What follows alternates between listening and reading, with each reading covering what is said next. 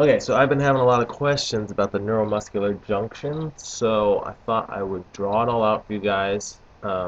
This is also the steps of excitation, so the steps that happen before contraction in the muscle cells.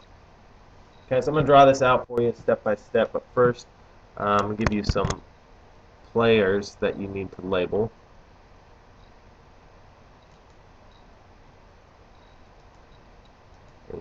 Okay, so here's some of the things I asked you to identify: voltage regulated and chemical regulated channels, active and passive transport, and then there's parts of the cells of the neuron and of the muscle cells: the Ttubule, sarcolemma, sarcoplasmic reticulum, terminal cisterns, triad, and also we could add in here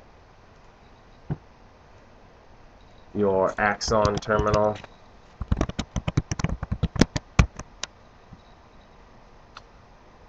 and your vesicles.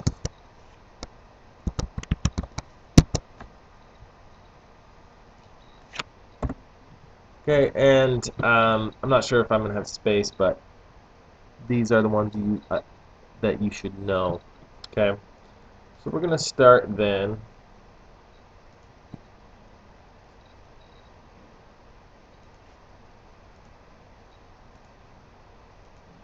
Yeah, we are going to start then with our axon terminal.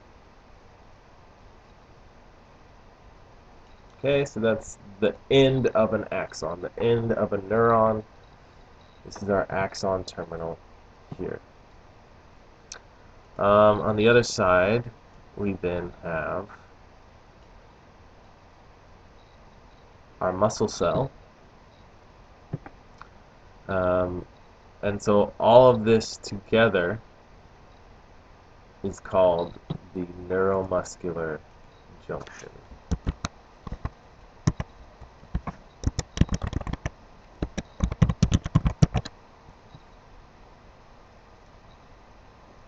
Okay?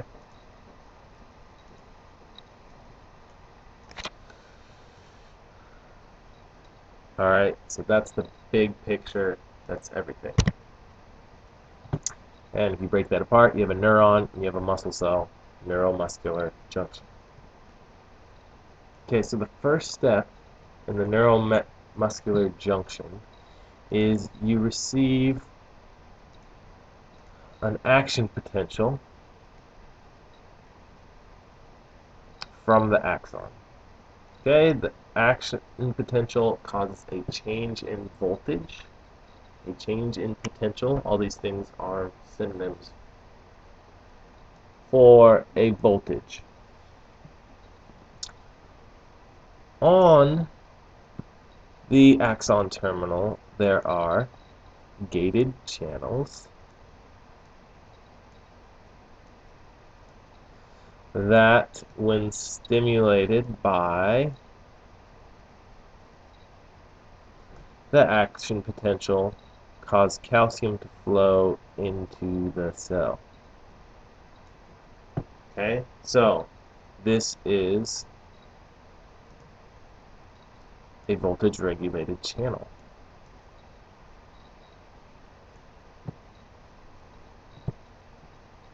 And it is also passive transport. If you remember from our diagram, calcium was in greater concentration outside the cell.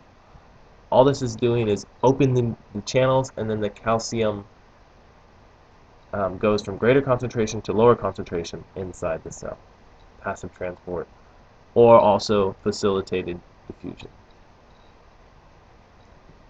Okay, once calcium is in the cell, we have vesicles. I'm just going to draw two here, filled with a neurotransmitter called acetylcholine. ACH. I'm just going to put an A. Okay, that is acetylcholine. On the other side of the synaptic cleft, so this space here, is our synaptic cleft. Okay, there's another player we need to identify. Synaptic cleft. Okay, again, the space in between the axon terminal and the muscle cell.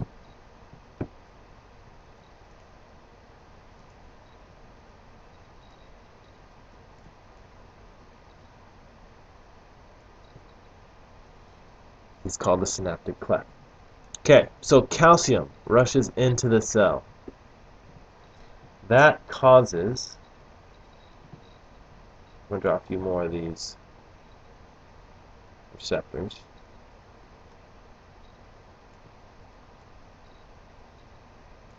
Okay, when calcium rushes into the cell, it causes exocytosis of these vesicles, and that then release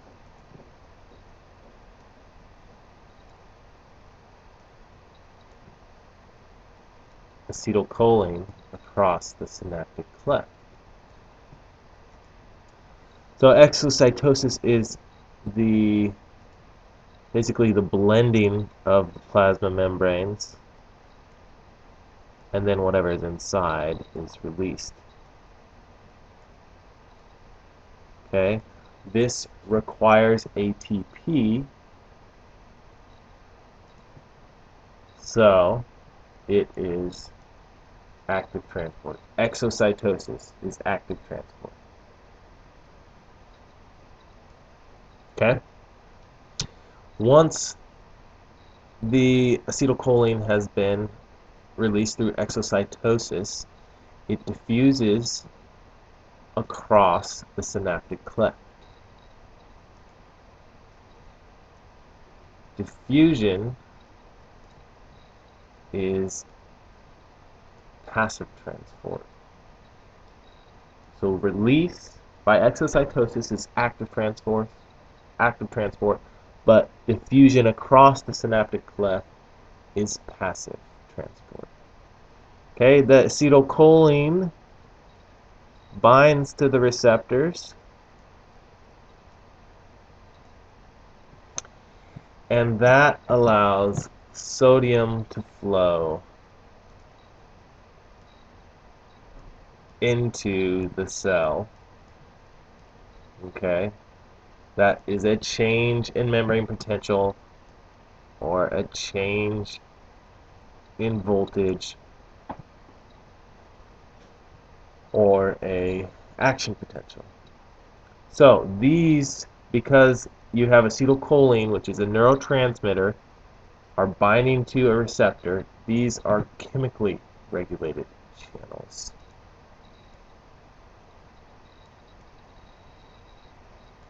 Okay? They are stimulated by a chemical, our neurotransmitter acetylcholine. Okay. So, once acetylcholine causes this signal to be passed across the sarcolemma. Okay, the sarcolemma is the plasma membrane of the muscle cell.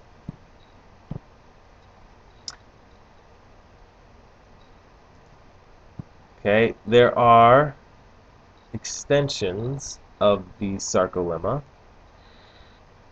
that go into the muscle cell called a Ttubule. Okay, it kind of makes a T shape. So this is our Ttubule here. Those butt up against the sarcoplasmic reticulum. And the sarcoplasmic reticulum is on the outside of our sarcomere, which is the functional unit of the muscle cell. Okay. The Ttubule then receives that same signal okay, and passes it along to our sarcoplasmic reticulum. These are sarcoplasmic reticuli. The ends of the sarcoplasmic reticulum are called terminal cisterns. Okay, so this end here and this end here are terminal cisterns. Okay, all together, so all three of them are called a triad. So this end of the terminal cistern, this end of the terminal cistern, and this Ttubule make a triad. Okay, within our sarcoplasmic reticulum, we have our friend calcium. Lots of it.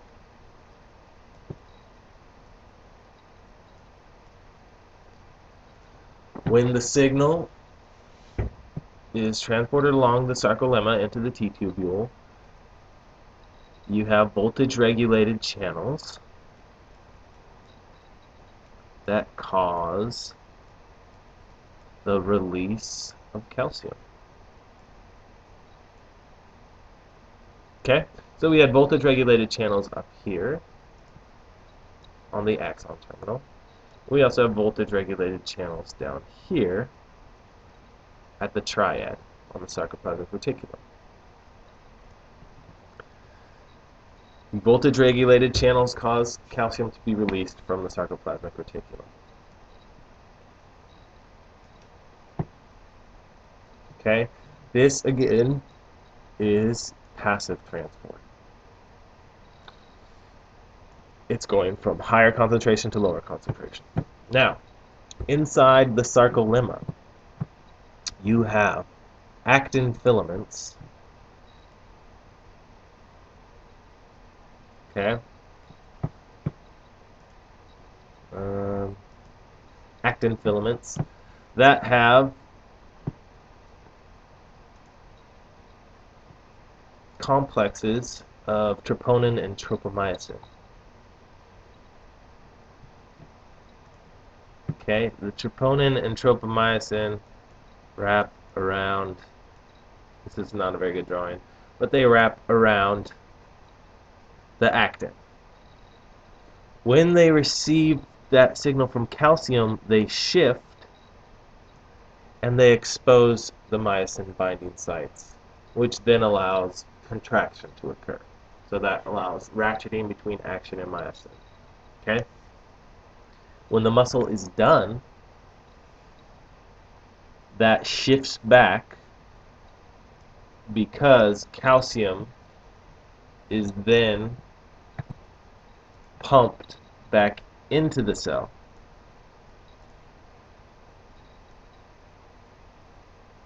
Okay, so when there's no more calcium, that shifts back and it blocks the myosin binding sites.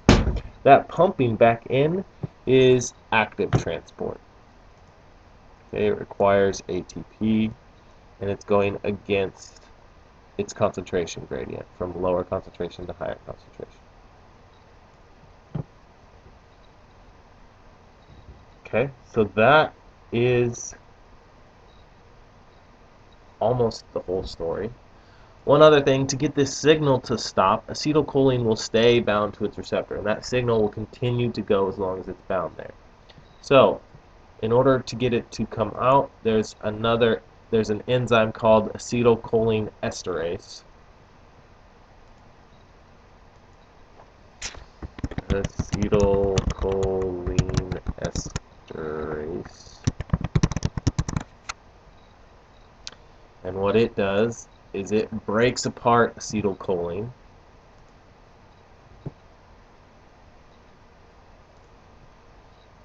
so it comes in here and it breaks acetylcholine into pieces where it's no longer functional and no longer binds to the receptor. So that stops this signal from being transmitted, which keeps calcium from being released. and then also the calcium being pumped back into the sarcoplasmic reticulum causes the troponin and tropomyosin complex to shift back over, so it blocks the binding sites on actin, so that actin and myosin no longer bind together. These are all the steps of excitation. And then also relaxation. So in order to get it to stop, you have to pump the calcium back in. You have to get acetylcholine to stop binding. And that's it. So these are all the steps. You can identify active transport and passive transport within there. You can identify voltage regulated channels and chemical regulated channels within there. You can identify all the different pieces. And altogether, this is called the neuromuscular junction. Okay, so one thing we forgot to label are our vesicles. Those are right there, which hold the acetylcholine.